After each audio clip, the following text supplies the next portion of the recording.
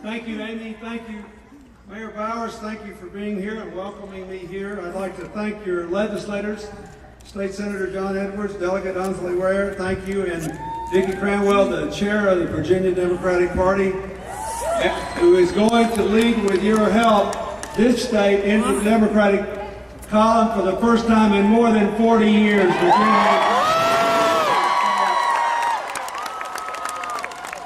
Barack Obama and Joe Biden are going to win here on Election Day with your help. Let me also say, I see a lot of you have the sticker of your local candidate for Congress. Yeah. Is Sam here? Yeah. Hold your hand up there. Good for you. Thank you for running. Folks, I am honored to be here, and I want to first of all congratulate everybody in Roanoke who had anything to do with this remarkable preservation of your downtown area. This is really beautiful. Thank you for that.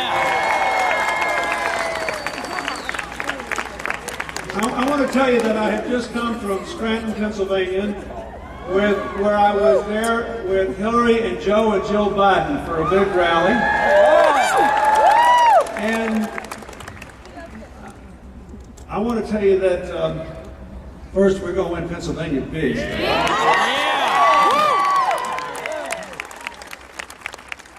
But it was a very emotional time for all of us. Yesterday, Hillary and I celebrated our 33rd wedding anniversary. And, today we went to Scranton, which is the hometown of all of her family, where Joe Biden was born also. And the first thing we did was to christen the third of her brother Tony's children. We always christen them in the local Methodist church there. And then we went out and had this rally for Senator Obama. And here's what I want to tell you about it, and why I'm so glad to see you. We were taking a walk yesterday thinking about the last 33 years and counting our blessings, and we sort of realized that no matter what happens to us from here on out, there's no way we're going to leave this old world behind. That is, we're going to come out ahead. Life has been good to us. This election is about the young people here.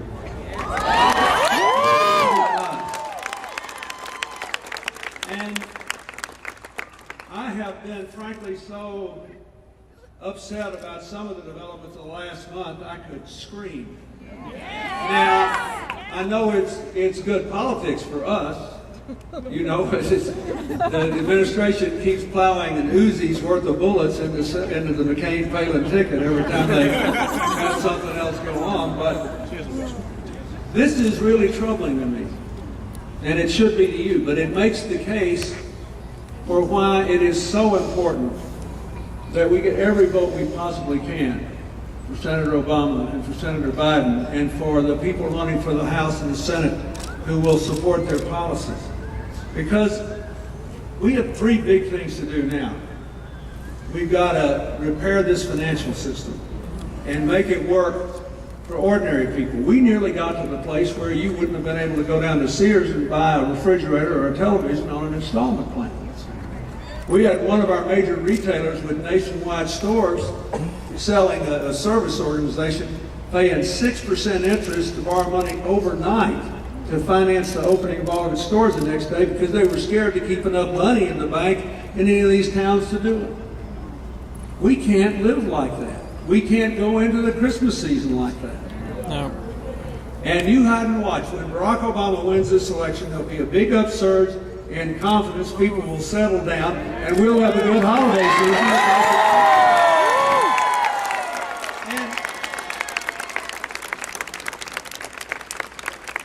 And we have a chance to do something that we didn't have a chance to do when you were kind enough to elect me in '92, which is to fundamentally change the direction of the country. Why?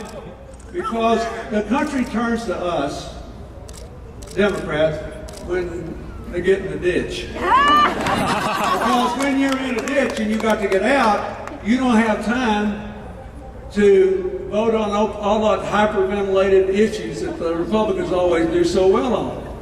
you got to think about your kids and can you pay the bill and are you going to be able to make a mortgage payment and when you get a check from your employer, and it crystallizes and concentrates the mind.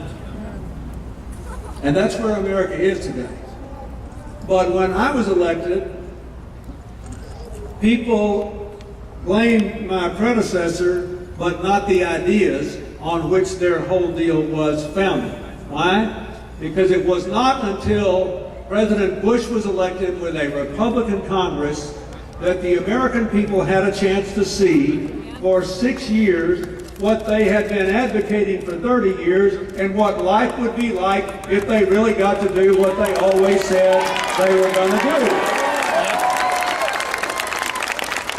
And now we know. And now we know. So we've got a decade now where, until the recent collapse of investment wealth happened, 90% of the gains of this decade went to 10% of the people. The top 1% got over 40% of the gains of this decade. We were supposed to be in a recovery at median family income after inflation is $2,000 lower than it was the day I left office, which is why Amy said what she did. Oh, I make a little more money, but it doesn't go as far. Why? Because the cost of health care has doubled, the cost of a college education up 75%, gasoline up, utilities are up, food's up, everything's gone through the roof. We have become more unequal. We've had the biggest increase in income inequality in this decade since the 1920s. And we all remember how that ended. We have got to stop this and turn it around before it gets any more out of hand. And we can do it.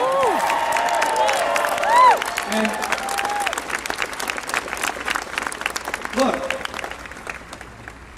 so we've got to fix the financial system. We've got to restore the American dream in the middle class and give poor people a chance to work their way into it. We had almost 8 million people moving from poverty into the middle class when you gave me a chance to serve. Now we've had 5.5 million move from the middle class back into poverty, almost all of them while they were working full time. We had over 22.5 million new jobs. From the time they get done, if trends continue, they'll be under 5 million for 8 years. You can't run a big country like this. So you ought to be for Barack Obama for several reasons. But first of all, he's got the right ideas. He's got the right ideas. You can't run a big economy like ours in a global system unless you got a source of new jobs every 5 to 8 years. And the source of new jobs we should have had in these times was a serious commitment to energy independence. A serious commitment to energy independence. Millions of jobs can be created just by making all of our buildings more efficient. Millions more by commitment to all kinds of clean energy. Everything from clean coal, taking the CO2 out of the burning of coal, to solar and wind. Modernizing the electric grid. Out west, let me tell you, that the Energy Department has a survey that says that enough wind blows from West Texas to the Canadian border with North Dakota to electrify America, but you can't get any of that because the wind blows hardest in places where few people live, so the electrical system won't feed the energy back in so it can be shipped to the rest of us. Barack Obama will modernize the electrical grid of this country, put people to work on doing that so we can all maximize our energy opportunities.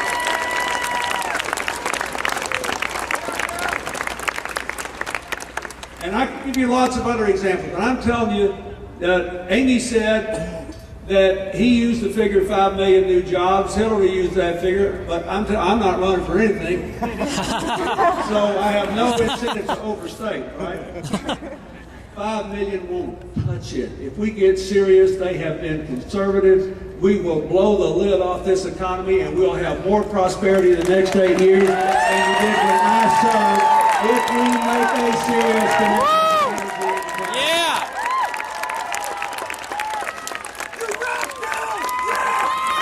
Second reason we got to be for him is you will never restore a real middle class in America over the long run unless we make a serious commitment to fundamental health care reform.